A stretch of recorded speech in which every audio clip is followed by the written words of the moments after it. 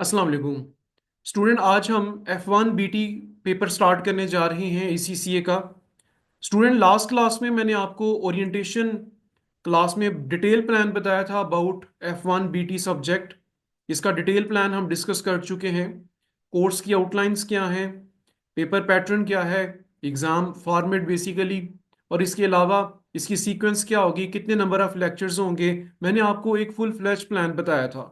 आई hope कि आज की क्लास को अटेंड करने से पहले आपने कंप्लीटली ओरिएंटेशन क्लास को समझ लिया है, और फिर आप आज आगे बढ़ेंगे तो आपको आसानी से समझ आएगी टॉपिक्स। क्योंकि एक प्लानिंग बड़ी इंपॉर्टेंट होती है किसी भी सब्जेक्ट को स्टार्ट करने से पहले, कि हम कब स्टार्ट कर रहे हैं, किस सीक्वेंस के साथ चलेंगे, कैसे इसको एंड करेंगे। तो ये डिटेल प्लान हम बेसिकली डिस्कस कर चुके हैं। स्टूडेंट, आज हमारे पास जो टॉपिक है that is chapter number 1, obviously because today is the very first class of BT subject. तो आज सबसे पहले मैं आपको इसके बारे में बताऊंगा। इस चैप्टर में चैप्टर नंबर 1 जो हम स्टार्ट करने जा रहे हैं, ये चैप्टर बेसिकली बिजनेस ऑर्गेनाइजेशन के नाम से है। इसमें हम बिजनेस को पढ़ेंगे, ऑर्गेनाइजेशन को पढ़ेंगे, बिजनेस की डेफिनेशन क्या है, बिजनेस की टाइप्स क्या हैं, और ऑर्गेनाइजेशन क्या होती है, ये ऑर्गेनाइजेशन और बिजनेस में फ़र्क क्या होता है, ऑर्गेनाइजेशन का पर्पस क्या होता है, ऑर्गेनाइजेशन की टाइप्स क्या होती हैं, और इंडस्ट्री और सेक्टर्स क्या होते हैं। ये बेसिकली हम चैप्टर नंबर 1 में कंप्लीट करेंगे। स्टूडेंट, क्योंकि आज पहला लेक्चर है, मैं आपको थोड़ा गाइड करना चाहता हूँ। ये आप स्क्रीन पे देख सकते हैं, ये पहला हमारा चैप्टर है, ठीक है, जिसे इंशाल्लाह हम 2 लेक्चर्स में कंप्लीट कर लेंगे। और ये चैप्टर कंप्लीट होने के बाद हम चैप्टर नंबर 2 पे मूव करेंगे, और उसके कंटेंट्स मैं यहाँ पे नोट करवाऊंगा तब जब हम चैप्टर नंबर 2 स्टार्ट करेंगे। तो आपको चैप्टर स्टार्ट करने से पहले ये पता होना चाहिए कि हमारा जो चैप्टर है, इसमें कौन से टॉपिक है, हमने क्या सीखना है। नो डाउट आप देख सकते हैं कि ये चैप्टर नंबर 1 बेसिक्स हैं। इनमें बिजनेस और ऑर्गेनाइजेशन से मुतल्लिक हम बेसिक्स को अंडरस्टैंड करेंगे। ठीक है स्टूडेंट, तो आइए हम स्टार्ट करते हैं अपना लेक्चर नंबर 1 और chapter number 1, business organisation. But before starting student, मैं चाहूँगा कि मैं आपको थोड़ा सा गाइड करूँ, जो मैंने कुछ बातें ओरिएंटेशन क्लास में की थी। एक तो ये कि आप जब भी क्लास लें तो आपके पास नोट बुक होनी चाहिए और पेन होना चाहिए, ताकि आप अपने नोट्स खुद बनाएं। ये सबसे अच्छी अप्रोच है, ठीक है। और इसके अलावा आपका कोई साथ क्वेश्चन हो उस वक्त तो माइंड में आता है, तो आप उसको भी फौरी नोट डाउन करें। स्टूडेंट, उसके अलावा मैंने आपको बताया था कि ये जो सब्जेक्ट है F1 BT, ये सब्जेक्ट नॉट ओनली आपको ACCA के स्टार्टिंग पेपर और FD का जो पेपर है इसलिए इम्पॉर्टेंट है, ये इस वजह से भी इम्पॉर्टेंट है कि आपने इसे सीखना है, अंडरस्टैंडिंग हासिल करनी है, और ये सब्जेक्ट आपके पूरे ACCA में आपके काम आएगा। यानी इसका जो नॉलेज है वो आपको बैक करेगा पूरे ACCA में, हर सब्जेक्ट में। तो लिहाजा ये आपने इसको बड़ा डिटेल में जाकर स्टडी करना है, समझना है, अंडरस्टैंड करना है, और उसके बाद आपने रीडिंग करनी है। वो मैं at the end of the जो लेक्चर है वो आपको बताऊंगा कि आपका क्या काम होगा। आज आपने इस लेक्चर को समझना है, अंडरस्टैंड करना है। ठीक है, तो हम स्टार्ट करते हैं अपना टॉपिक। तो सबसे पहले मैंने आपको जैसे बताया है कि हम पहले बिजनेस क्या है, बिजनेस की टाइप्स क्या होती हैं, और ऑर्गेनाइजेशन क्या है, तो हम अपना टॉपिक आज का स्टार्ट करते हैं। स्टूडेंट, बिजनेस की अगर हम डेफिनेशन पे जाएं तो बिजनेस की बहुत ज़्यादा डेफिनेशंस हैं, ठीक है। यानी BT सब्जेक्ट में, F1 सब्जेक्ट में हमने कोई डेफिनेशन याद नहीं करनी। रिमेंबर, ये जो पेपर है ये कंसेप्चुअल बेस पेपर है। आपने कॉन्सेप्ट पढ़ने हैं, आपने समझने, अंडरस्टैंडिंग हासिल करनी है। किसी किस्म की कोई डेफिनेशन आपने याद नहीं करनी। ऐसा नहीं है कि एग्जाम में आपको कोई डेफिनेशन वहां पे नोट डाउन करनी है 1-2 मार्क्स के लिए। मैंने आपको एग्जाम फॉर्मेट बताया था, ये एक MCQ बेस पेपर है।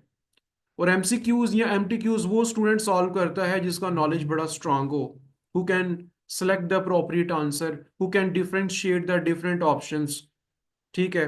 तो लिहाजा हमने कोई डेफिनेशन याद नहीं करनी, और ना ही कोई डेफिनेशन कोई ACCA की रिक्वायरमेंट है, ना कोई ACCA उसको कोई ऑफिशियल अपनी को डेफिनेशन बताता है कि बिजनेस की डेफिनेशन ये समझें, ये याद करें, ठीक है। तो वैसे अगर बिजनेस की डेफिनेशन पे जाएं तो there are lot of definitions.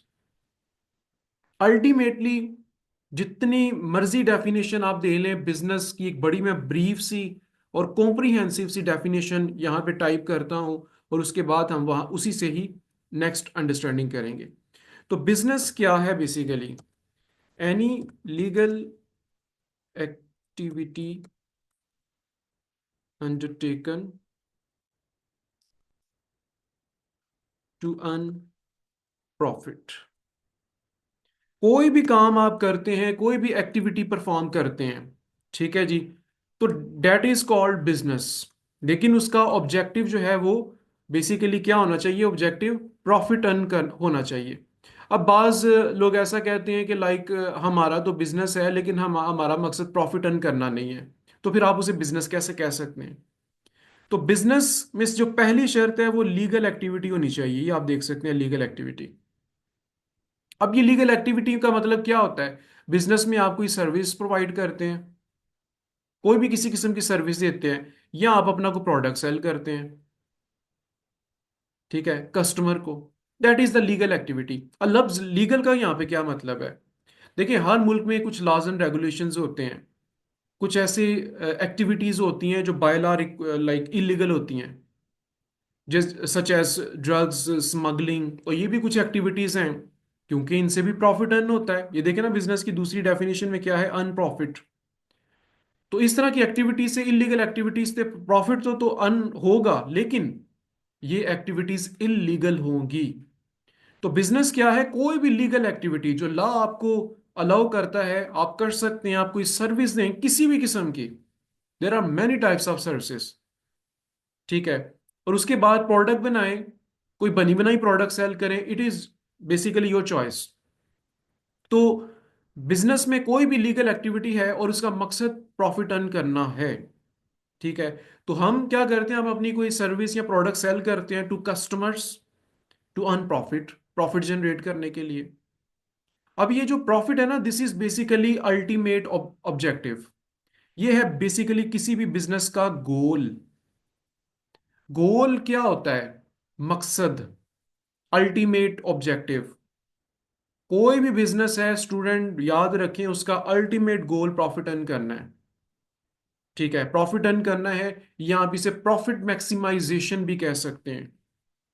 Profit को मजीद मैक्सिमाइज करना है, ठीक है, तो डेट इज कॉल्ड बिजनेस। तो ये एक बड़ी ब्रीफ सी और बड़ी कॉम्प्रिहेंसिव डेफिनेशन है।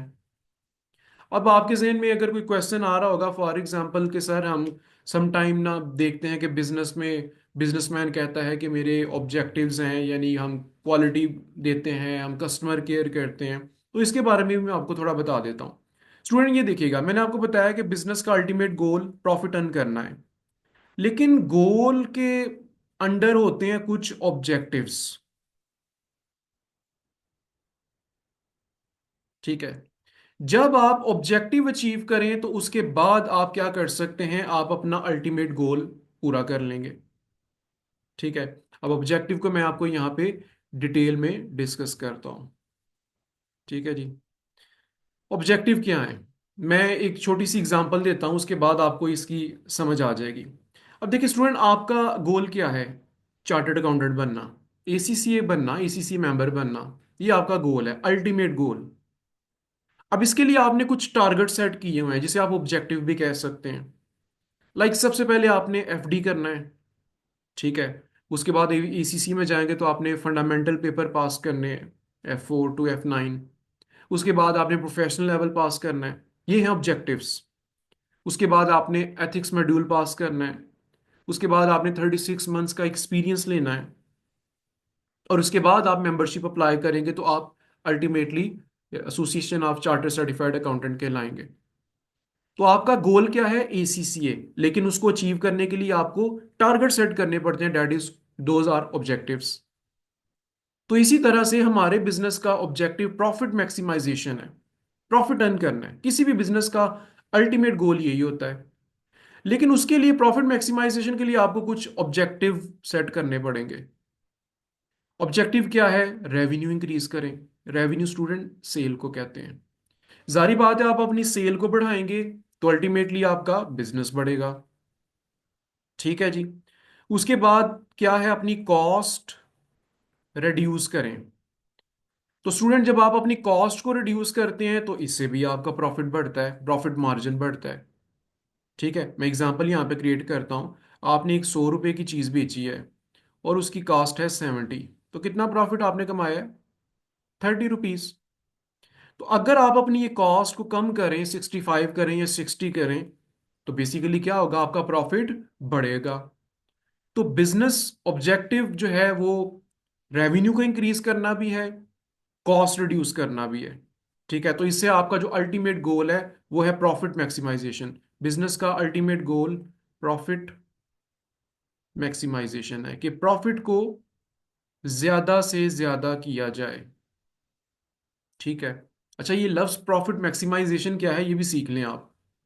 देखिए, आपने एक 100 रुपए की चीज सेल की है, 5 रुपए बचाए हैं, तो प्रॉफिट हो गया आपको, वेल एंड गुड। तो क्या गोल पूरा हो गया है? नहीं, ये तो बड़ा थोड़ा सा प्रॉफिट है। प्रॉफिट मैक्सिमाइजेशन का मतलब ये है कि जो प्रॉफिट है वो लाइक इंक्रीज करे।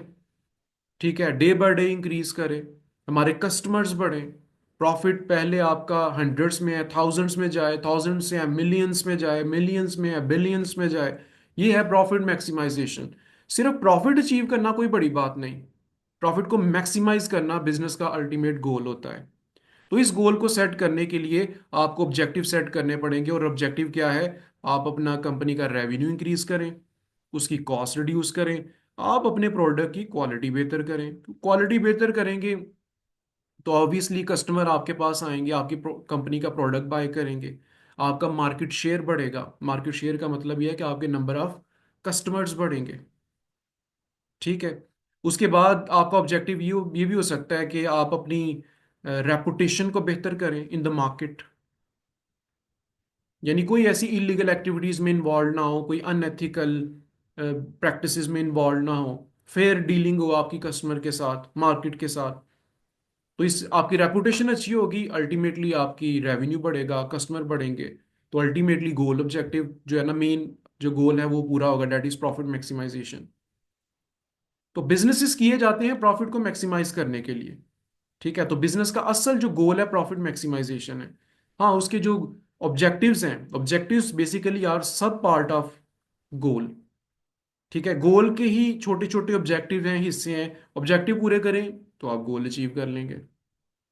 ठीक है स्टूडेंट, तो ये है बेसिकली डेफिनेशन ऑफ बिजनेस। तो आपने कोई डेफिनेशन याद नहीं करनी, लेकिन आपने इस डेफिनेशन को डेफिनेटली कंसिडर करना है। उसके बाद चलते हैं नेक्स्ट, टाइप्स ऑफ बिजनेस। ये भी हमारा बड़ा इंपॉर्टेंट टॉपिक है, बिजनेस की टाइप्स क्या हैं। मेजरली बिजनेस की 3 टाइप्स हैं, आइए डिस्कस करते हैं। मैन्युफैक्चरिंग। अब मैन्युफैक्चरिंग में आप क्या करते हैं? मैन्युफैक्चरिंग में आप कोई प्रोडक्ट प्रोड्यूस करते हैं। ठीक है जी, फिजिकल प्रोडक्ट प्रोड्यूस करते हैं मैन्युफैक्चरिंग में। ठीक है जी, फिजिकल, यानी आप इसे टेंजिबल भी कह सकते हैं। टेंजिबल वो चीज़ होती है जिसको आप देख सकते हैं, छू सकते हैं। तो ये मैन्युफैक्चरिंग बिजनेस है। अब मैन्युफैक्चरिंग बिजनेस में आपको पता है बहुत ज़्यादा कैटेगरीज हैं, बहुत ज़्यादा एग्जांपल हैं। आप फर्नीचर मैन्युफैक्चर करते हैं, इलेक्ट्रॉनिक्स प्रोडक्ट मैन्युफैक्चर करते हैं, आईटी प्रोडक्ट मैन्युफैक्चर करते हैं। ठीक है जी, किसी भी किस्म की मैन्युफैक्चरिंग करते हैं आप प्रोडक्ट की, तो ये मैन्युफैक्चरिंग बिजनेस की टाइप है।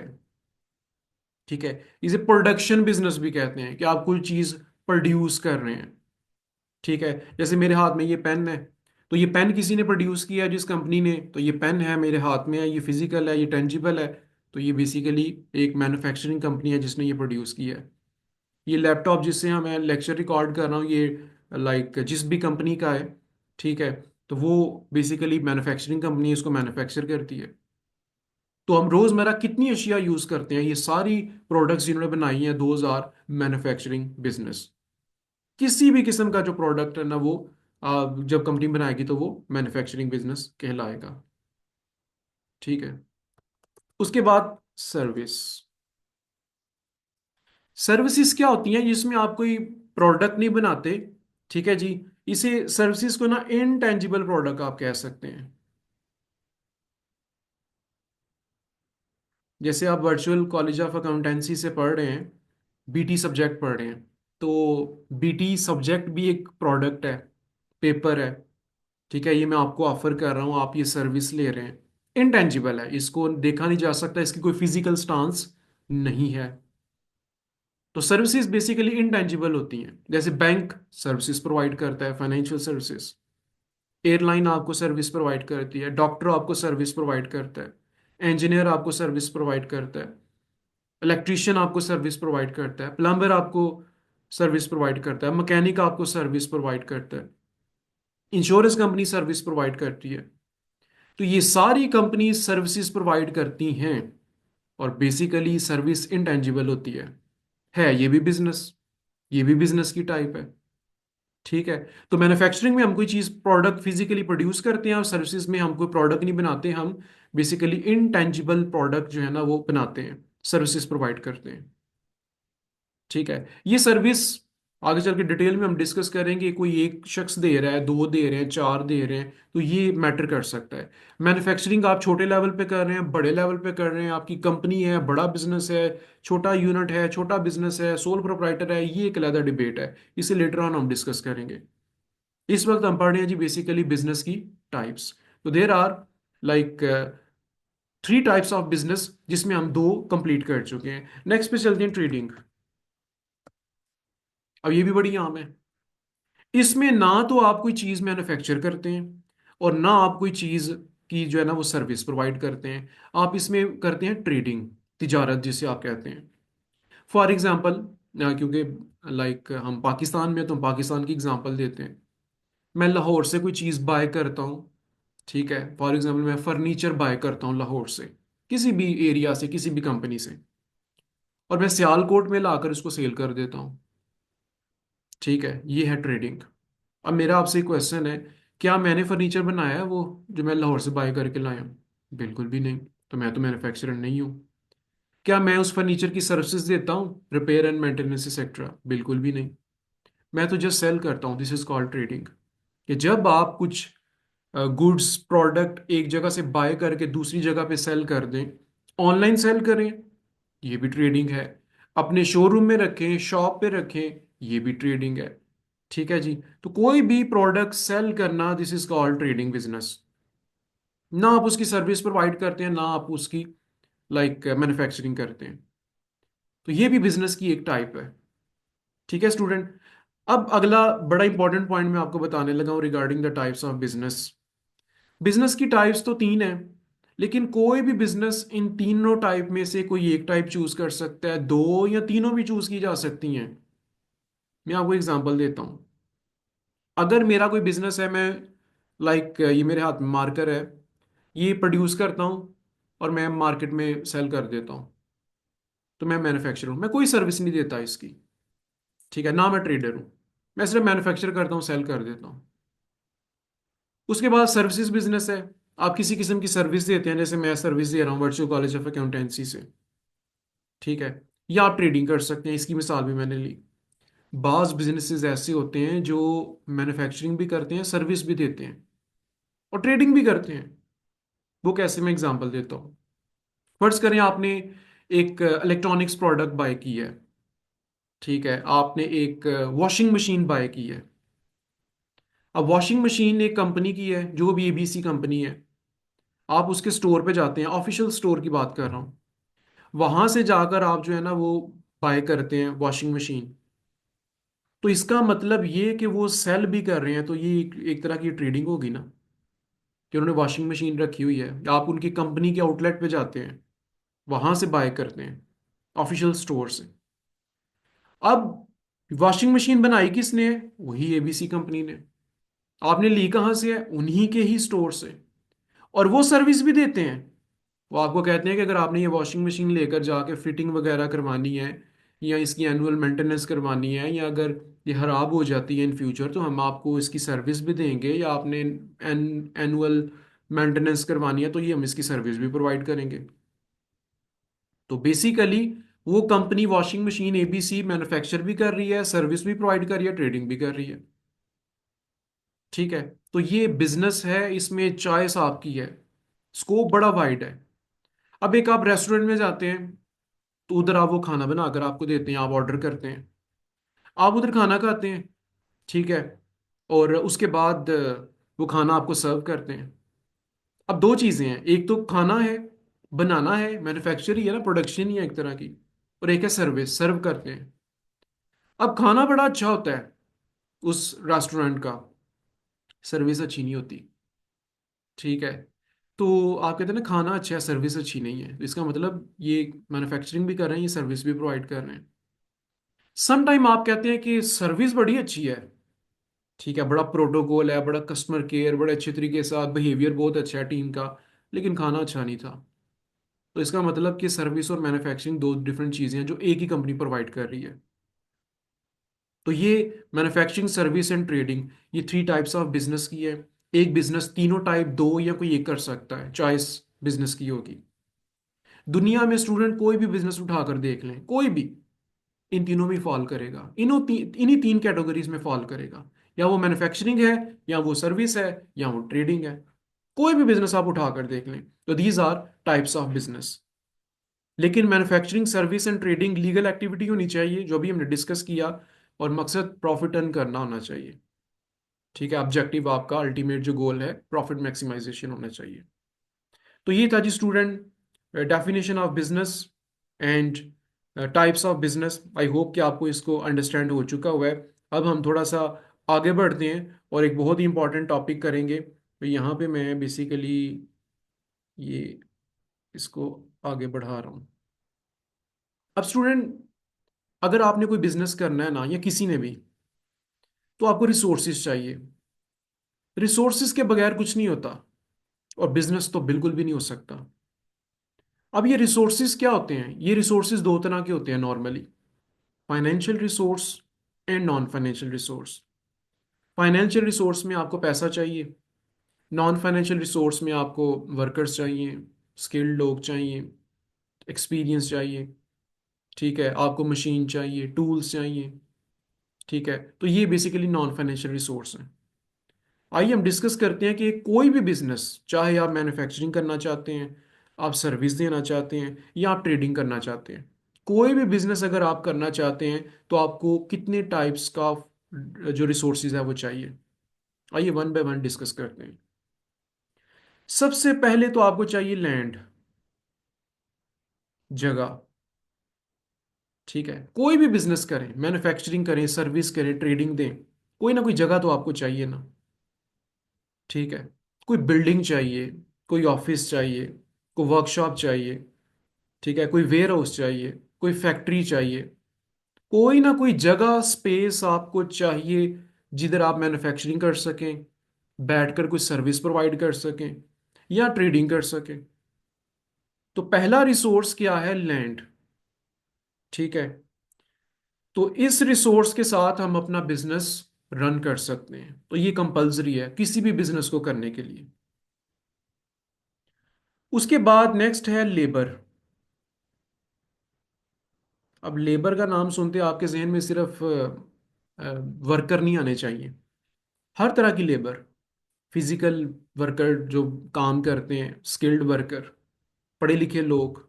ठीक है जी, एजुकेटेड पीपल चाहिए आपको, वर्कर्स चाहिए, वो भी लेबर का ही पार्ट होता है। वो भी एक तरह की मेंटल लेबर होती है, जो अपना ज़हनी मुशक्क़त काम करते हैं।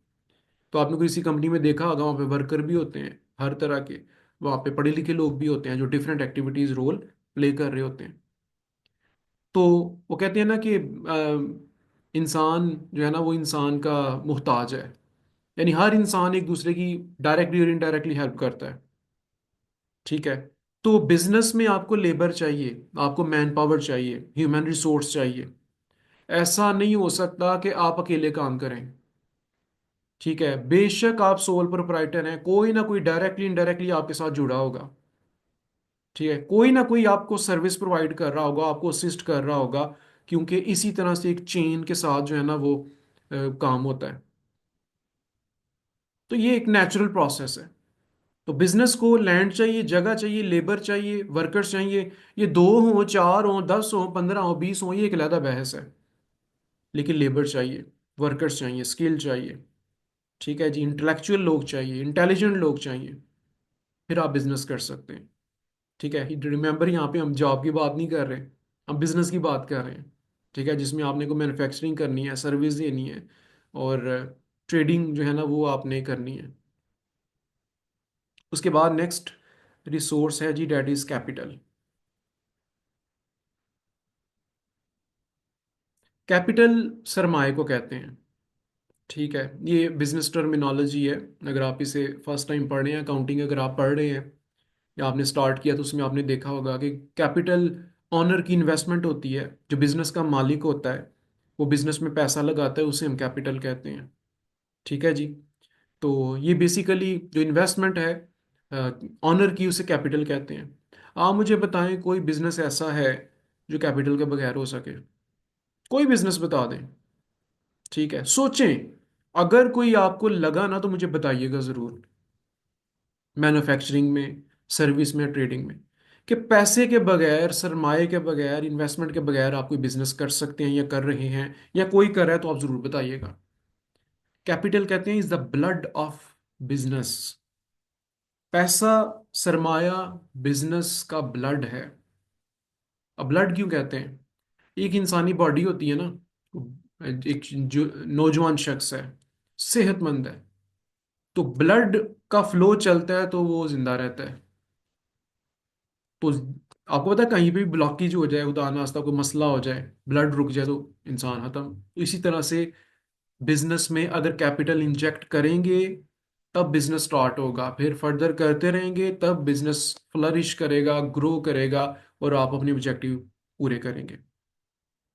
अब अक्सर स्टूडेंट यहाँ पे कहते हैं, क्योंकि मैं जब पढ़ाता हूँ ना फिजिकल क्लासेस में, तो वहाँ पे तो स्टूडेंट पूछ लेते हैं काउंटर क्वेश्चन। तो कहते हैं सर, आप बिजनेस कर रहे हैं, फर्ज करें आप पढ़ा रहे हैं वर्चुअल कॉलेज ऑफ अकाउंटेंसी में, आपका क्या सरमाया लग रहा है? What is your capital?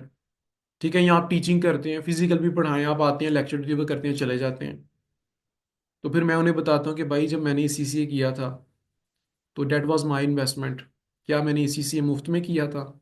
Definitely मैंने भी कॉस्ट लगाई थी, कॉलेज फी पे की थी, ट्यूशन फी, एसीसी को पे किया था, ट्रैवल एक्सपेंस, अदर एक्सपेंसेस, तो ये मेरी इन्वेस्टमेंट थी।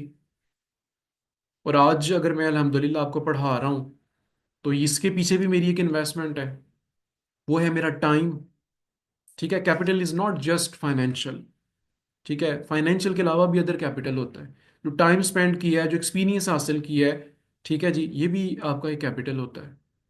तो किसी भी बिजनेस के लिए जो है ना, वो कैपिटल मस्ट है। लेकिन ये जो कैपिटल की मैं बात कर रहा हूँ, ये प्योरली फाइनेंशियल टर्म्स में है। ठीक है स्टूडेंट, तो लैंड, लेबर, कैपिटल, ये आपके बिजनेस रिसोर्स हैं, आपको चाहिए।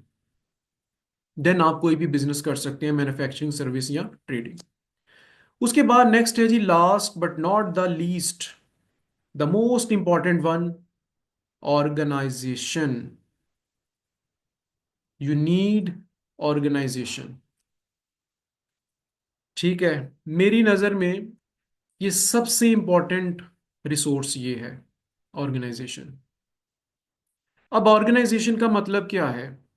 क्या ऑर्गेनाइजेशन का मतलब कोई बिल्डिंग है? ठीक है जी, हमें यहाँ कोई फैक्ट्री है? नहीं, बिल्कुल भी नहीं है। ऑर्गेनाइजेशन बेसिकली मैनेजमेंट है रिसोर्सेज की। एक अच्छी मैनेजमेंट को रिसोर्सेज की ऑर्गेनाइजेशन कहते हैं। आपने अक्सर सुना होगा, या आपने किसी से सुना होगा, या आपका पर्सनल एक्सपीरियंस भी होगा, कि बाज लोग ऐसे होते हैं जो बिजनेस करते हैं, जिनके पास लैंड भी है, लेबर भी है, कैपिटल भी है, सब कुछ है, लेकिन फिर भी बिजनेस खत्म हो जाता है, लॉस में जाता है। क्यों? ऑर्गेनाइजेशन नहीं होती। ठीक है जी, इसे आप कह सकते हैं पुअर ऑर्गेनाइजेशन, पुअर मैनेजमेंट, या आप इसे कह सकते हैं लैक ऑफ ऑर्गेनाइजेशन। ये सब कुछ है, उसके बावजूद भी लॉस में है। भाई, फैक्ट्री है, प्रोडक्ट है, वर्कर्स हैं, बैंक बैलेंस है, एसेट्स हैं, मशीन है, टूल्स हैं, कस्टमर हैं, ऑर्डर्स हैं, लेकिन हम क्यों नुकसान में जा रहे हैं? Because of lack of organization और पुअर ऑर्गेनाइजेशन, इनएफिशिएंट ऑर्गेनाइजेशन। आपको अपने रिसोर्सेज को मैनेज करना नहीं आता। ये ऑर्गेनाइजेशन एक साइंस है, इसको समझना होगा, सीखना होगा। हम बिजनेस पर्सपेक्टिव से सीखेंगे इसको। स्टूडेंट, आप जिंदगी में किसी फंक्शन में डेफिनेटली गए होंगे। चलो मैं एग्जांपल देता हूँ, नॉर्मली जिस फंक्शन पे आप जाते हैं, शादी के फंक्शन पे, बाज़ औक़ात ऐसा होता है कि किसी अमीर शख्स के हाँ शादी होती है, तो बड़ा पैसा लगाया होता है उन्होंने, डिफरेंट तरह के उन्होंने खाने, डेकोरेशन, लाइटिंग, दिस डैट।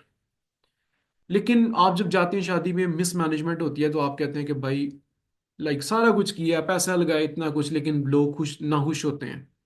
वो कहते हैं कि भाई बड़े पुअरली मैनेज किया है, कोई पता नहीं था, कोई सीक्वेंस नहीं थी, कोई प्रोसेस नहीं था। लेकिन पैसा तो लगा है, रिसोर्सिस तो थे, और नीयत भी थी, यानी कमिटमेंट भी थी कि हम अच्छा फंक्शन करें। लेकिन पुअरली मैनेज होता है, यानी ऑर्गेनाइज वेल नहीं होता। और बाज लोगों के फंक्शन में आप गए होंगे जिनके पास इतना पैसा तो नहीं होता, ना इतने रिसोर्सेज होते हैं, लेकिन उन्होंने अपने जो लिमिटेड रिसोर्सेज हैं उनको बड़े अच्छे तरीके से मैनेज किया होता है। और आप तारीफ करके वहाँ उस फंक्शन से निकलते हैं कि भाई बहुत अच्छा, वेल मैनेज था ये फंक्शन, वेल ऑर्गेनाइज था। ये है ऑर्गेनाइजेशन। ऑर्गेनाइजेशन के लिए पैसा नहीं चाहिए। ठीक है जी। ऑर्गेनाइजेशन एक पैटर्न है, एक प्रोसेस है, एक तरीकाकार है, एक मैनेजमेंट है कि किस तरह आपके पास जो गिवन रिसोर्सेज हैं उनको अच्छे तरीके से मैनेज करें। अब देखिए आपके पास रिसोर्सेज कितने हैं, land, labour, capital and organization. ऊपर तो तीन रिसोर्सेज हैं ना, लैंड, लेबर एंड कैपिटल। कि जमीन है, फैक्ट्री है, लेबर है, पैसा है, सरमाया है, आपने ऑर्गेनाइज करना है। और ये सबसे बड़ा चैलेंज है। रिसोर्सेज तो तकरीबन हर एक के पास होते हैं, थोड़े ज़्यादा वो एक अलग बात है।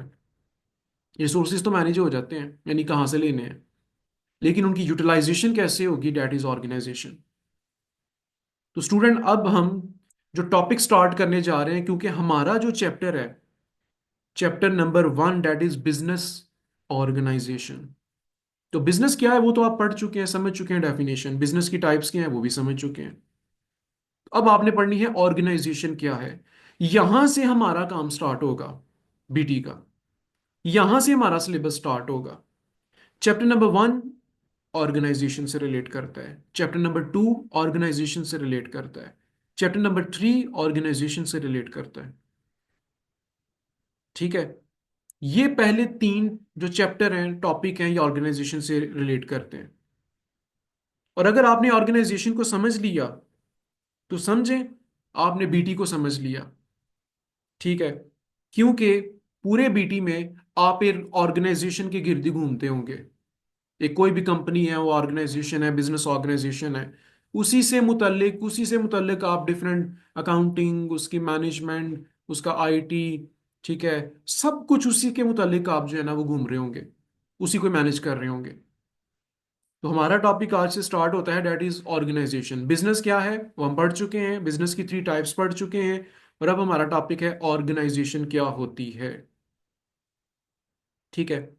तो स्टूडेंट आइए इस टॉपिक को स्टार्ट करते हैं। लेकिन यहाँ पे स्टार्टिंग में ना मैं आपको एक इम्पॉर्टेंट बात बताता हूँ। ये एक फार्मूला है, ये कोई फार्मूला ऑर्गेनाइजेशन का नहीं है या एसीसीए का नहीं है।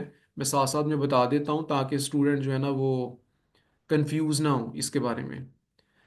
ऑर्गेनाइजेशन बिजनेस में क्या है, मेरी नज़र में ऑर्गेनाइजेशन, ये एक फार्मूला याद रखिएगा, is equal to structure plus management. ठीक है। स्ट्रक्चर और मैनेजमेंट को प्लस करें तो ऑर्गेनाइजेशन बन जाती है। ठीक है। अब इसकी मैं पहले एक एग्जांपल देता हूं। स्ट्रक्चर क्या होता है, ढांचा, पैटर्न, लेआउट। आप जब भी कोई घर बनाते हैं सबसे पहले स्ट्रक्चर खड़ा करते हैं। ठीक है। देखिए, हम फिर वही बात, किसी घर जाएं, चाहे वो 2 मरले का घर हो, 5 का हो या 10 का हो, हम कहते हैं कि बड़ा अच्छा, वेल ऑर्गेनाइज घर था ये। ठीक है जी। Kitchen, dining room, rooms etcetera. ठीक है। तो ये कितना वेल ऑर्गेनाइज था, थोड़ी सी जमीन थी, कैसा बेहतर मैनेज किया हुआ था। तो सबसे पहले क्या होता है, उसका स्ट्रक्चर बनता है, ढांचा। पहले स्ट्रक्चर बनेगा, उसके बाद आप उसमें फर्दर काम करवाते हैं, उसका डिज़ाइन करवाते हैं, इंटीरियर डिज़ाइन, एक्सटीरियर डिज़ाइन। फिर आपकी जो असेसरीज, होम अप्लाइंसेस होती हैं, किस तरह से आपने रखनी है, कैसे मैनेज करनी है, रूम की सेटिंग कैसे होगी, टीवी लॉन्च की कैसे होगी, डाइनिंग रूम, ड्राइंग रूम की कैसे होगी। ये है मैनेजमेंट। अब बिजनेस में ऑर्गेनाइजेशन का क्या मतलब है कि स्ट्रक्चर प्लस मैनेजमेंट। पहले बिजनेस में आपको स्ट्रक्चर बनाना पड़ेगा, उसके बाद आपको मैनेजमेंट, यानी कैसे, किसने क्या काम करना है, क्या रोल प्ले करना है, ये आपको सीखना पड़ेगा। ठीक है स्टूडेंट, तो आइए स्टार्ट करते हैं कॉन्सेप्ट ऑर्गेनाइजेशन का। मैं यहाँ पे ना एक ऑर्गेनाइजेशन की डेफिनेशन लिखता हूँ, और फिर उसको हम एक एग्जांपल के साथ समझते हैं। ऑर्गेनाइजेशन और social arrangements for the control performance of collective goals. अब ये ज़ाहिरी तौर पे डेफिनेशन तो बड़ी मैंने सिंपल सी लिखी है, लेकिन आप देख कर कहेंगे सर ये तो डेफिनेशन बड़ी मुश्किल लग रही है। ऑर्गेनाइजेशन और सोशल अरेंजमेंट को कहते हैं organization. For the control performance, performance को कंट्रोल करने कहते हैं organization. Of collective goals, goals को अचीव करने को कहते हैं ऑर्गेनाइजेशन। आइए इस डेफिनेशन को समझते हैं एक एग्जांपल के साथ। इसीलिए स्टूडेंट, जब भी हम कोई लेक्चर लेते हैं ना, आप कभी भी रीडिंग करके ना उसको समझ नहीं सकते जब तक आप प्रैक्टिकली उसको किसी एग्जांपल में ना लेकर जाएं। तो आइए जी, अब चलते हैं हम आज के लेक्चर के सबसे मोस्ट इंपॉर्टेंट टॉपिक की तरफ, और वो है ऑर्गेनाइजेशन। ये ऊपर मैंने डेफिनेशन टाइप कर दी है। इसी डेफिनेशन को बेसिकली हमने आज समझना है और अप्लाई करना है। मैं एक एग्जांपल लेकर चलूंगा, आप देख सकते हैं। एक कंपनी है एबीसी, गारमेंट्स बनाने वाली कंपनी है, मैन्युफैक्चरिंग बिजनेस है ये। और इस एग्जांपल के साथ मैं चलूंगा। ऊपर डेफिनेशन फिलहाल आप इग्नोर करें, इसको बाद में मैं कंप्लीट जब करूंगा अपना प्रोसेस, फिर आपको ऑर्गेनाइजेशन की समझ आ जाएगी। स्टूडेंट, एक कंपनी है एबीसी, ये गारमेंट्स मैन्युफैक्चर करती है या करना चाहती है। चलें, मैं एग्जांपल लेता हूँ न्यू कंपनी की। हमने एक न्यू कंपनी बनाई है गारमेंट्स मैन्युफैक्चरिंग की, एबीसी कंपनी है ये। ठीक है, अब इस कंपनी के पास रिसोर्सेज हैं, लैंड यानी फैक्ट्री है। ठीक है, फैक्ट्री चाहिए ना, एक जगह चाहिए। इस कंपनी के पास कैपिटल है।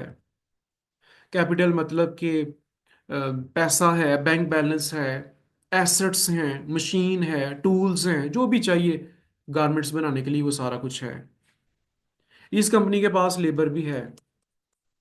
ठीक है, इनके पास तकरीबन 1000 जो है ना वो वर्क फोर्स है। मैं एक एग्जांपल दे रहा हूँ, कैपिटल में मैं एग्जांपल दे लेता हूँ। इनके पास लाइक $10 मिलियन है। $10 मिलियन कैश है, या उसके कुछ कैश है, कुछ एसेट्स हैं, मशीन्स हैं, एक्सेट्रा। इनके पास एक लैंड है, एक फैक्ट्री है बेस्ट लोकेशन पे। तो इनके पास ये तीन रिसोर्सेज हैं। ठीक है, अब इन्होंने करनी है ऑर्गेनाइजेशन, और हमने सीखनी है ऑर्गेनाइजेशन। जिन बच्चों ने, जिन स्टूडेंट्स ने इकोनॉमिक्स पढ़ी हो, तो उनके माइंड में क्लिक करेगा सर ये जो आपने ये बताए हैं फोर, ये लैंड लेबर कैपिटल ऑर्गेनाइजेशन, ये क्या है। स्टूडेंट, इकोनॉमिक्स में इनको कहते हैं factor of production. Factors of production, वो फैक्टर्स जो प्रोड्यूस करने में चाहिए हमें। अब आप समझेंगे प्रोड्यूस कोई प्रोडक्ट प्रोड्यूस करने में नहीं, किसको प्रोड्यूस करने में, बिजनेस को। यानी आपने कोई भी बिजनेस करना है, ये देखिएगा, आपने मैन्युफैक्चरिंग करनी है, सर्विस करना है या ट्रेडिंग करनी है, you need four factor of production. ये वो फैक्टर्स हैं to produce business: land, labour, capital and organization. Economics में इसे फैक्टर ऑफ प्रोडक्शन कहते हैं। ये चार फैक्टर्स आपको चाहिए, ठीक है जी, गुड्स एंड सर्विसेज प्रोड्यूस करने के लिए, ट्रेडिंग करने के लिए। ठीक है, तो इकोनॉमिक्स में बेसिकली इसको कहा जाता है। ठीक है स्टूडेंट, तो आपके पास लैंड है, फैक्ट्री है, कैपिटल है, लेबर है। अब आपने इनको मैनेज करना है, यही आपका काम है, यही ऑर्गेनाइजेशन है। अब स्टूडेंट, मैंने आपको क्या बताया, माइंड में रखिएगा कि organization is equal to structure plus management. मैं सबसे पहले स्ट्रक्चर बनाता हूं, उसके बाद मैनेजमेंट पे बात करते हैं। अब बिजनेस में स्ट्रक्चर क्या होता है, कंपनी में स्ट्रक्चर क्या होता है। मैंने तो आपको घर की मिसाल दी, तो घर का स्ट्रक्चर होता है। तो बिजनेस का स्ट्रक्चर क्या होता है। जैसे मैंने कहा, ऑर्गेनाइजेशन कोई बिल्डिंग तो नहीं होती। आइए देखते हैं कि बिल्डिंग का, एक कंपनी का स्ट्रक्चर क्या होता है। बिजनेस का, कंपनी का स्ट्रक्चर का मतलब उसके डिपार्टमेंट्स हैं, उसके फंक्शंस हैं। ठीक है जी, जैसे सबसे पहला है एडमिन डिपार्टमेंट, ठीक है, जिसे आप एडमिनिस्ट्रेशन डिपार्टमेंट कहते हैं। स्टूडेंट ये डिपार्टमेंट का क्या काम है? इस डिपार्टमेंट का बेसिकली काम है, ये जो फैक्ट्री है ना ऊपर हमारे पास, ठीक है, ये जिसकी मैंने एग्जांपल दिया है कि हमारे पास जो है ना एक फैक्ट्री है, इस फैक्ट्री को, इसकी देखभाल करना, इसकी रिपेयर एंड मेंटेनेंस करना, इसकी सिक्योरिटी का ख्याल रखना, ठीक है जी, इसको वर्किंग कंडीशन में रखना या लेकर आना, ये एडमिनिस्ट्रेशन डिपार्टमेंट का काम होता है। ठीक है भाई, जिस फैक्ट्री में गारमेंट्स बनना है, पहले उस फैक्ट्री का तो एडमिनिस्ट्रेशन अच्छी होनी चाहिए, यानी जो उस फैक्ट्री की जो वर्किंग कंडीशन है उसको प्रॉपरली मैनेज करे। ठीक है, तो सबसे पहला डिपार्टमेंट है एडमिन डिपार्टमेंट। ये हमने एक डिपार्टमेंट बना दिया है, हमने स्ट्रक्चर स्टार्ट कर दिया इस बिजनेस का। रिमेंबर, हमने ऑर्गेनाइजेशन का कॉन्सेप्ट समझना है कि organization is equal to structure plus management. तो पहले हमने एक डिपार्टमेंट बनाया, एक फंक्शन बनाया है, फंक्शन कह लें डिपार्टमेंट कह लें, एक ही बात है, वो है एडमिनिस्ट्रेशन डिपार्टमेंट। ठीक है, इसे एडमिन इन शॉर्ट कहते हैं। अब हम क्या करते हैं स्टूडेंट, ये आपके पास ये देखिएगा, ये जो 1000 वर्कर्स हैं, वर्कफोर्स हैं, इनमें से कुछ बंदे उठाएं और आप एडमिन डिपार्टमेंट में लेकर आए उनको। फॉर एग्जाम्पल मैं यहाँ पे ना 15 वर्कर्स को अप्लाई कर रहा हूँ, डिप्लॉय कर रहा हूँ एडमिनिस्ट्रेशन डिपार्टमेंट में। ठीक है स्टूडेंट, तो ये है बेसिकली आपने क्या किया है, 1000 वर्कर में से 15 को एडमिनिस्ट्रेशन में रख दिया है। अब स्टूडेंट आपको क्या लगता है कि मैंने कहा होगा कि अच्छा 1000 वर्कर्स में जिसका दिल करता है वो आ जाए एडमिनिस्ट्रेशन डिपार्टमेंट में? ठीक है जी, और आकर एडमिनिस्ट्रेशन का काम क्या है, ठीक है जी, वो मैं साथ में वो भी नोट डाउन कर देता हूँ आपकी आसानी के लिए, कि मैंने 15 लोगों को कहा कि जी आए आप एडमिनिस्ट्रेशन का काम करें। एडमिनिस्ट्रेशन में क्या करना है आपने? रिपेयर एंड मेंटेनेंस, मैं इन शॉर्ट लिख रहा हूँ R&M। उसके बाद सिक्योरिटी उस बिल्डिंग की, ठीक है, उसके बाद उस बिल्डिंग के मुतालिक जो भी, लाइक आप कह लें क्लीनिंग है, ठीक है, उसे वर्किंग कंडीशन में रखना ताकि वहां पे काम हो सके। ठीक है, वर्किंग कंडीशन ये है बेसिकली एडमिनिस्ट्रेशन डिपार्टमेंट का काम। ठीक है, और ये काम जो एडमिनिस्ट्रेशन डिपार्टमेंट का है, इसमें 15 लोग काम करेंगे, और ये 15 लोग वो होंगे जो एडमिन का काम करना जानते हैं।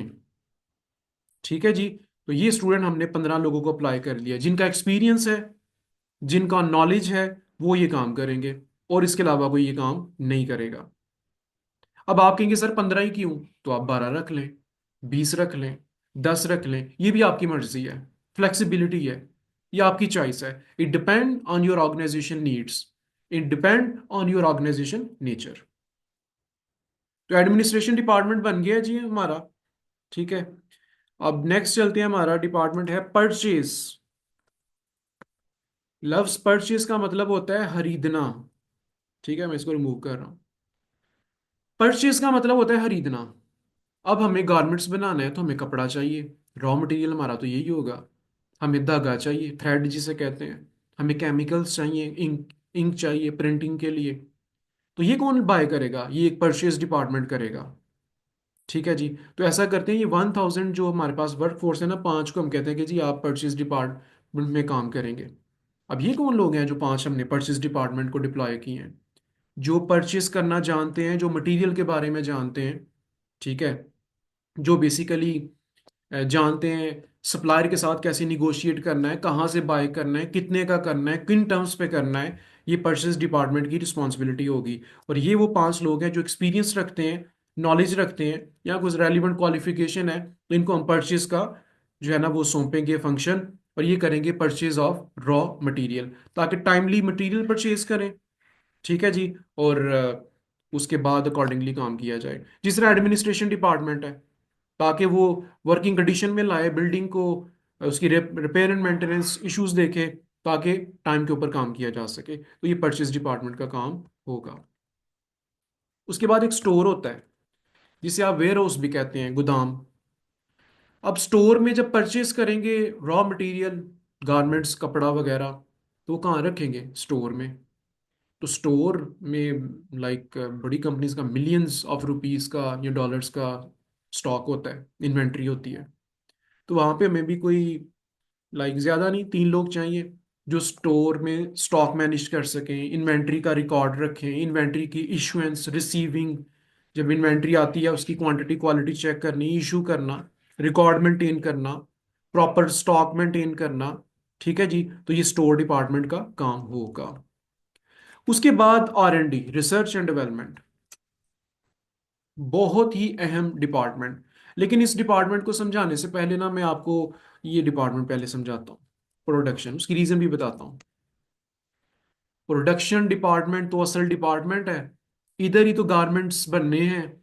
ठीक है जी, यानी जो भी कपड़े वगैरह रेडीमेड वगैरह वो इसी डिपार्टमेंट में तो बनेंगे।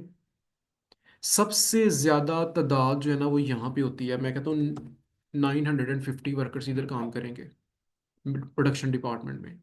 स्टूडेंट आप किसी भी कंपनी में जाएं, किसी भी कंपनी में वहां पे सबसे ज्यादा प्रोडक्शन डिपार्टमेंट में वर्कर्स होते हैं, क्योंकि असल प्रोडक्ट तो यहाँ बनता है। और ये एक ऐसा डिपार्टमेंट है जिसके आगे कई डिपार्टमेंट्स हैं। ठीक है जी, फॉर एग्जाम्पल प्रोडक्शन के आगे सब डिपार्टमेंट होते हैं। जैसे मैं एक छोटी सी एग्जांपल देता हूँ, कटिंग डिपार्टमेंट, पहले तो कटिंग होती है, उसके बाद प्रिंटिंग डिपार्टमेंट, ये फर्दर डिपार्टमेंट है। उसके बाद आप कह सकते हैं कि सर स्टिचिंग डिपार्टमेंट, जहाँ पे गारमेंट स्टिच होते हैं। उसके quality control department, QC department, और लास्ट वन पैकिंग डिपार्टमेंट। तो ये जो प्रोडक्शन है ये बड़ा कॉम्प्रिहेंसिव डिपार्टमेंट होता है। तो ये बेसिकली मैन्युफैक्चरिंग कंपनी में सबसे इंपॉर्टेंट डिपार्टमेंट प्रोडक्शन है, जहाँ पे आपके गारमेंट्स बन रहे हैं। और सबसे ज़्यादा इंप्लॉइज यहाँ पे होंगे, मैंने कहा कि यहाँ पे 950 वर्कर्स काम करेंगे। अब आते हैं दोबारा R&D के ऊपर, रिसर्च एंड डेवलपमेंट पे। Student, research and development department क्या है? रिसर्च एंड डेवलपमेंट डिपार्टमेंट का काम है R&D का, कि कोई भी प्रोडक्ट बनने से पहले उस पर पूरी रिसर्च करे, उस प्रोडक्ट को डेवलप करे, और फिर उस प्रोडक्ट की मैस प्रोडक्शन स्टार्ट हो। ऐसा नहीं होता कि आपने रॉ मटेरियल मंगवाया, चलो जी स्टार्ट करो, कटिंग करो, प्रिंटिंग करो और कपड़ा बना दो। नहीं, पहले R&D होती है, जिसमें कहते हो ना सैंपल बनना है पहले। ठीक है, पहले प्रॉपर रिसर्च एंड डेवलपमेंट होगी। कोई भी ऑर्डर आता है ना आपके पास, फॉर एग्जांपल 10,000 पीसीस का है, कि ये एक यूनिफॉर्म है आप बना दें, पहले उस पर R&D होती है, उसका सैंपल बनता है, फिर और सैंपल बनता है जिसे काउंटर सैंपल कहते हैं, फिर और सैंपल बनते हैं, टेस्टिंग होती है, फिर एक फाइनल प्रोडक्ट तैयार होता है।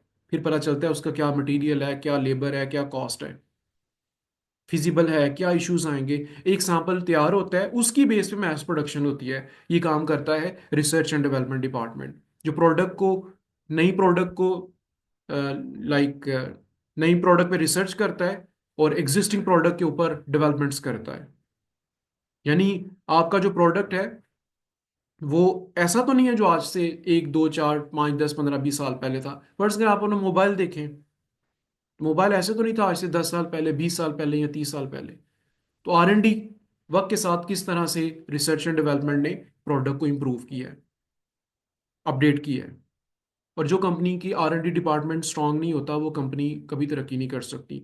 नोकिया की बहुत बड़ी एग्जांपल है।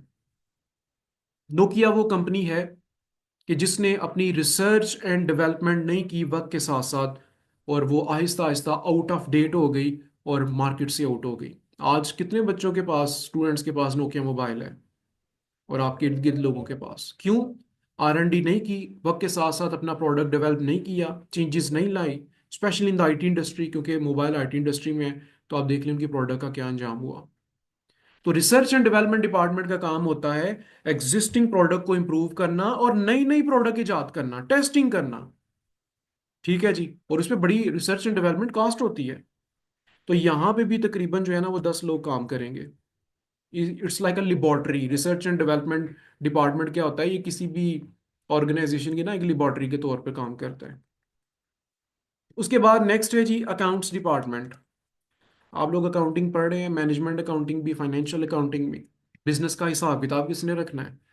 Assets, liabilities, expenses, profit loss, etcetera, performance, position क्या है, सारा financial record accounts department maintain करेगा। ठीक है जी। यहाँ से सारे फंड्स जारी होते हैं, यहाँ से पैसा आता है, यहाँ से पैसा यूटिलाइज होता है। तो ये अकाउंट्स एंड फाइनेंस डिपार्टमेंट होगा, और जिसका काम mainly to produce annual financial statement है, जो आप फाइनेंशियल अकाउंटिंग पढ़ रहे हैं। ठीक है जी। तो अकाउंट्स डिपार्टमेंट में ज़्यादा लोग नहीं, क्योंकि आपको पता है टेक्नोलॉजी आ चुकी है, और अकाउंटेंट्स अब हमें कम ही चाहिए, क्योंकि आईटी बेस है सारा। लेकिन चार्टर्ड अकाउंटेंट ज़रूर चाहिए, आप परेशान ना होइएगा। हमें 3 अकाउंटेंट्स चाहिए। ठीक है जी। उसके बाद नेक्स्ट डिपार्टमेंट है जी मार्केटिंग। प्रोडक्ट आप बना रहे हैं, उसकी मार्केटिंग नहीं करनी, अवेयरनेस नहीं क्रिएट करनी, मार्केट को एक्सप्लोर करना मार्केटिंग कहलाता है। कस्टमर की नीड्स को आइडेंटिफाई करना मार्केट कहलाता है। कस्टमर की नीड्स को एंटिसिपेट करना, असेस करना मार्केट कहलाता है। मार्केट को ओवरऑल एनालाइज करना, मार्केट में क्या चल रहा है, क्या प्राइस है, कौन कंपेटिटर्स हैं, कस्टमर क्या चाहता है, प्रोडक्ट के फीचर्स क्या होने चाहिए, ये है मार्केट। मार्केट में एडवर्टाइज करना मार्केटिंग कहलाता है।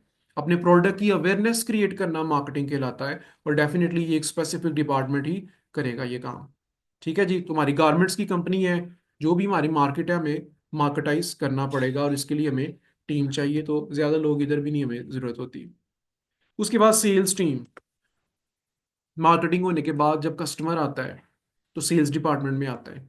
सेल्स टीम जो है ना, वो बेसिकली क्या करती है कि वो डील करती है कस्टमर को, कस्टमर की क्वेश्चंस को आंसर करती है, क्यूरी सुनती है, कॉन्ट्रैक्ट करती है कस्टमर के साथ, प्राइस निगोशिएट करती है, कस्टमर का रिकॉर्ड मेंटेन करती है, कम्युनिकेशन कॉरिस्पॉन्डेंस करने वाली टीम सेल्स टीम होती है। ये मार्केटिंग एंड सेल्स दो डिफरेंट डिपार्टमेंट हैं। इनका आपस में बड़ा गहरा ताल्लुक है। मार्केटिंग करने से कस्टमर आते हैं, जो कस्टमर आते हैं उनको डील करता है सेल्स डिपार्टमेंट। तो सेल्स डिपार्टमेंट का फंक्शन ये है कि बेसिकली कस्टमर के साथ डील करना। मार्केटिंग वाले कस्टमर के साथ डील नहीं करते, वो कस्टमर को एनालाइज करते हैं, कस्टमर की नीड्स को, वो कस्टमर तक अपनी बात पहुंचाते हैं, अवेयरनेस क्रिएट करते हैं अपने प्रोडक्ट या सर्विस की। ठीक है स्टूडेंट। तो सेल्स डिपार्टमेंट का काम रिकॉर्ड मेंटेन करना, कम्युनिकेट करना है कस्टमर के साथ। तो 5 एम्प्लॉयज यहाँ पे काम करेंगे, ये 1000 से ही सारे आ रहे हैं। उसके बाद IT department. Remember our subject title is business and technology BT. तो बिजनेस तो आपने पढ़ लिया अभी शॉर्टली, डेफिनेशन उसकी, टाइप्स, टेक्नोलॉजी। वो कौन सा बिजनेस है जहाँ पे टेक्नोलॉजी नहीं है? तो एक डिपार्टमेंट रखना पड़ेगा, बनाना पड़ेगा, उसका नाम है आईटी डिपार्टमेंट। बिजनेस में कंप्यूटर हैं, सिस्टम है, सॉफ्टवेयर हैं, उसको भी तो किसी ने मेंटेन करना है ना। उसके लिए हमें आईटी एक्सपर्ट चाहिए, आईटी की टीम चाहिए। ठीक है जी। तो एक आईटी डिपार्टमेंट रखना पड़ेगा। हमारा काम तो गवर्नमेंट्स बनाना है, लेकिन हमारे इंटरनल जो सारे कंप्यूटर सिस्टम प्रोसेस है वो तो सारे आईटी बेस्ड हैं। तो आईटी डिपार्टमेंट बनाना पड़ेगा।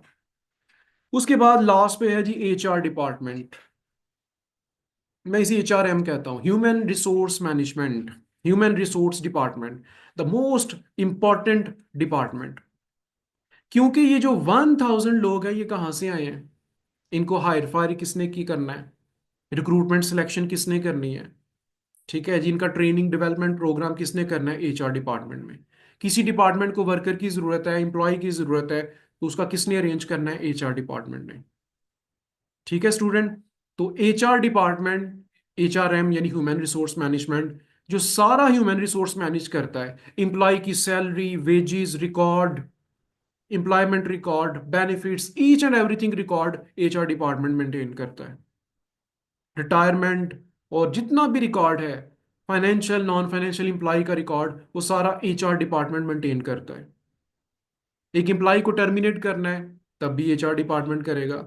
हायर करना है, उसका प्रोसेस भी एचआर डिपार्टमेंट करेगा। तो यह है ह्यूमन रिसोर्स मैनेजमेंट डिपार्टमेंट, जो ह्यूमन रिसोर्स प्रोवाइड करता है कंपनी को। ये हमारे पास जो ऊपर मैं मिसाल दे रहा हूँ ना बार बार, ये हमारे पास 1000 वर्कर है। ये वर्कर कहाँ से आए हैं? ये वर्कर बेसिकली एचआर डिपार्टमेंट से आए हैं।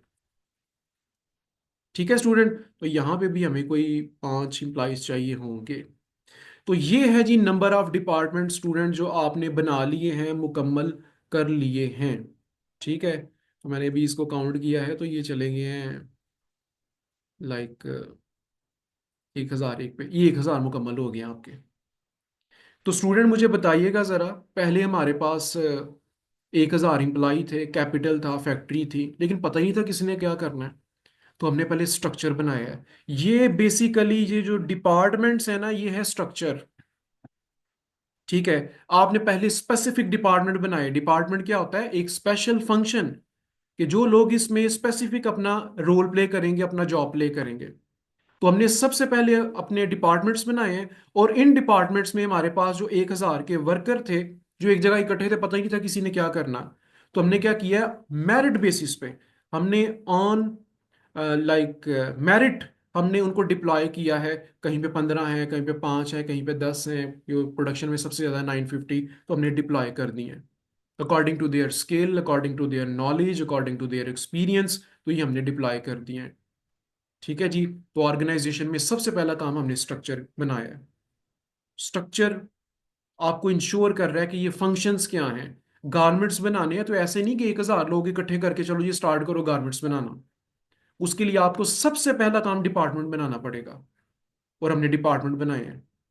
उसके बाद उस डिपार्टमेंट में उस वर्कफोर्स को डिप्लॉय करना पड़ेगा जो हमने किया है।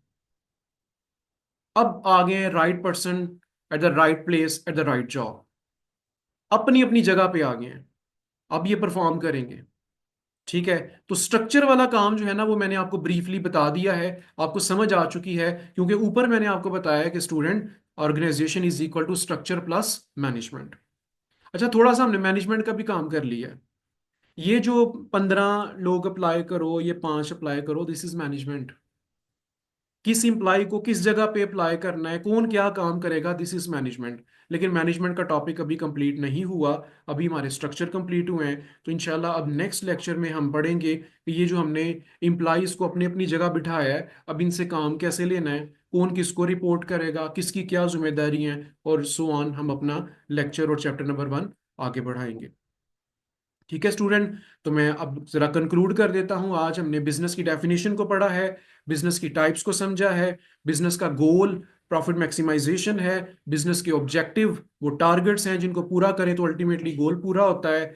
बिजनेस की 3 टाइप्स हैं, मैन्युफैक्चरिंग, सर्विस एंड ट्रेडिंग। इन तीनों टाइप में से कोई भी टाइप करने के लिए you need 4 factor of production according to economics: land, labour, capital and organization. और इसमें सबसे इंपॉर्टेंट है वो ऑर्गेनाइजेशन। मैं अगेन कह रहा हूं, ये बहुत इंपॉर्टेंट है। असल काम आपने करना है। किसी भी कंपनी में जाएंगे तो वहां पे लैंड भी होगी, लेबर भी होगी, कैपिटल भी होगा, सब कुछ होगा। और आपका being a chartered accountant role होगा मैनेज करें, ऑर्गेनाइज करें। और ऑर्गेनाइजेशन क्या है? Structure plus management. तो स्ट्रक्चर हमने बना लिया है। स्ट्रक्चर बेसिकली डिपार्टमेंट है। ठीक है जी, लेआउट है। और उसके बाद उस स्ट्रक्चर में, डिपार्टमेंट्स में कैसे लोग काम करेंगे, दिस इज मैनेजमेंट, जो कि हमारा इंशाल्लाह टॉपिक कंटिन्यू होगा नेक्स्ट लेक्चर से। ठीक है स्टूडेंट। तो अभी आपने इस लेक्चर को समझा है। अगला लेक्चर, क्योंकि अभी ये पेंडिंग है हमारा टॉपिक, आप समझेंगे उसके बाद मैं आपको असाइन करूंगा कि आपने रीडिंग कैसे करनी है। तो आई होप आपको समझ आ चुकी होगी। किसी किस्म का कोई भी आपका क्वेश्चन हुआ जो आपने नोट किया है तो आप मुझसे ज़रूर पूछिएगा। इंशाल्लाह नेक्स्ट लेक्चर में कंटिन्यू करेंगे। अल्लाह हाफिज़।